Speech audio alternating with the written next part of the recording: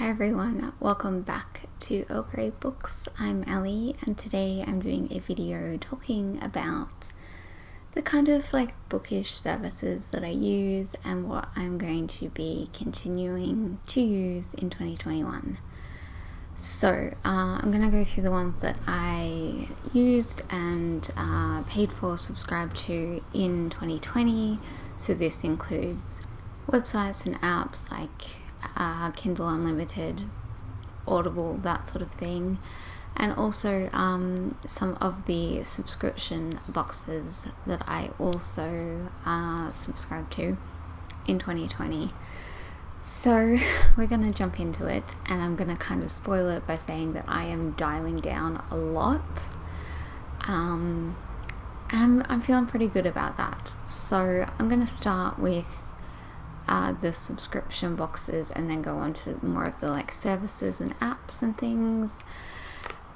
So in 2020 I subscribed to 3 different boxes over the year, and this is the first time that I've ever done subscription boxes.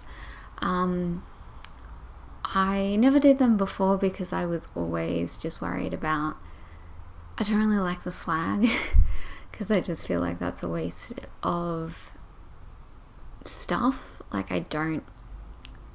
already own a lot of stuff and I don't really have that much room in my apartment for, millions of candles and stickers and things like that I'm probably never going to look at. And I also don't tend to like a lot of the same fandoms as tend to be put in book boxes and things like that. Or it takes me years to read the book, so there's that. But the ones I subscribed to this year were the Wild Book Box, the Secret Book Stuff, I think that's it, and Well Read. So Wild Book Box and Secret Book Stuff did second hand, and they pick you out a book and everyone gets a different book sort of thing. And Well Read is more of your new book, new release, everyone gets the same book deal. And I really enjoyed most of these, but I have decided for 2020 I would cancel them all. So I cancelled Wild Book Box quite a few months ago. I think I got maybe 2 or 3 boxes from them, but I just didn't like the delivery service that they used, because they sent books back without even trying to deliver them. So no fault on the book box itself, but it wasn't worth it, knowing that it would take me 2 months to get each book, because they just kept sending them back. And Secret Book Stuff I did for I think 9 months or so. I think I did 3 months and then an extra 6, and I really enjoyed that. They picked some really great books for me, but the last couple I haven't really been that interested in, and I just don't really have the time and energy to keep up with that. And the same with Well Read, where I really loved some of the books, and then I still have quite a few that I'm really excited for, but it was just too much to have a new book every month that I felt like I had to read that month, and I didn't end up reading a lot of them.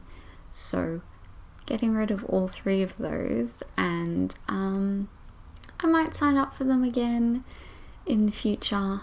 Not doing any of those. Next up we go into the apps. So the ones I had at the start of this year were, or I think all of it at the start of this year actually, Audible, Kindle Unlimited, and Scribd. And there were ones I'd been using Scribd for about 8 years, and I love it. And Audible was kind of new, and so was Kindle Unlimited, and I really enjoy having them, but I'm also aware of the fact that I don't need all of them because they kind of all do very similar things. Obviously Audible, audiobooks, Kindle Unlimited, ebooks, and then Scribd does both. So I actually decided to get rid of 2 and only keep the one. Maybe not the one that would make sense, but I'm getting rid of Audible. I used up my last credits. I had, I think, 3 or 4 credits, and that was kind of why I wanted to get rid of it, because I didn't have like a list of audiobooks that I wanted to get to, and I wasn't using them on a month-by-month basis, to the point where I actually gave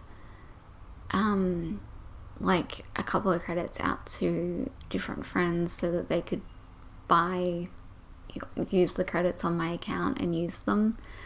So yeah, I used up my last 4, and for now I'm gonna not resubscribe. I might in the future, but for now I just don't listen to audiobooks that much. And the ones that I do, I also got Libro FM.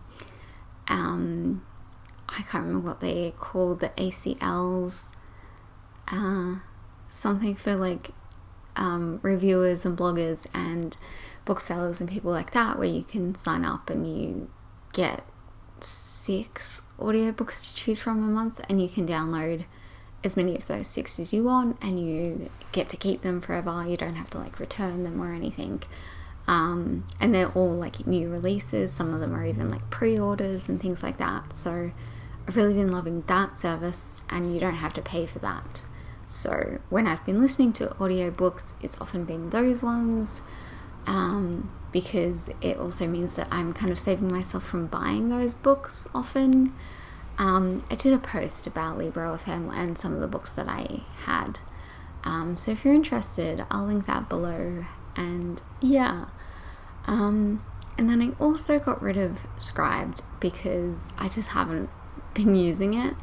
And I'm going to get into the reason for that in a minute. But the one I'm keeping is Kindle Unlimited, because I can usually get quite a few romance books on there, particularly first books in historical romance series often.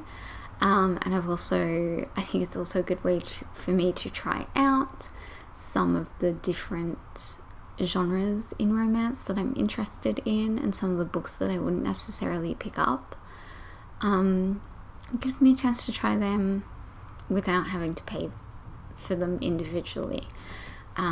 Especially because I tend to borrow a lot from there and then read like the first couple of pages and realize that this isn't what I want at all, and then I can return it, and I don't feel bad because I haven't paid for it really. Like I pay the monthly fee, but I haven't paid for it individually.